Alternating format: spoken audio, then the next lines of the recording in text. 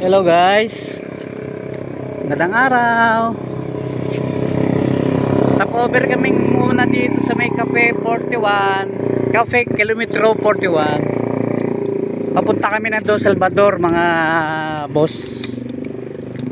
Stopover muna namin ito at para makita namin kung anong bang meron dito ngayon sa Cafe 41. Paligid po ito ng bundok. Ganda, no? Tahimik, puro puno. Siguro may maunggoy doon. Madadaanan po ito dito. Nami, kasadya. Ang ganda ng entrance nila eh. Oh. Diba? Ayan, dito tayo. Ayan, meron silang mga flowers, may pa-garden, may chandelier. Ito yung kanilang counter. Ganda ah.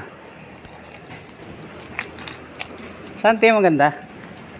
Wow, kitang kita yung view oh. Saan sila mami? Yun pala. Ayan oh. Mga taga Bacolod, basik may luyag ka mga gusto magkanto di namin din nga lugar. Tingnan nyo oh, kaganda diba? Nature na nature mga busing. Dito yung pamilya ko, kasama ko. Tawag ka Tem. Yeah. Ha? Ayos ah.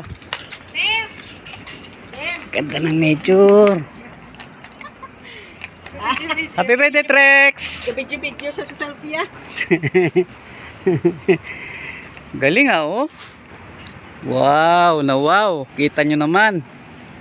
Meron silang kubo-kubo. Kailan pa to?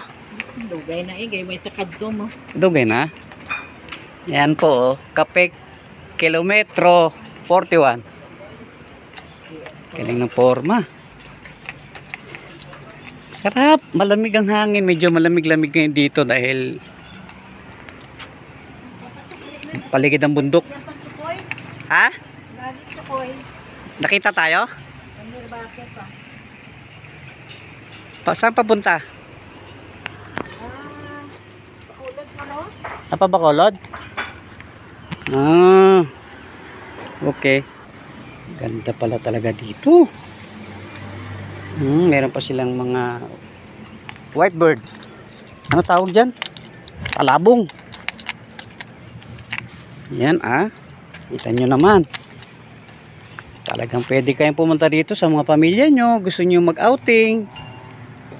O yung mga anak ko. Posing-posing. Picture-picture. Ayan sila. Ang ganda ng table, oh, kintab-kintab. Pwede kayo pumunta rito eh, family nyo. Yay!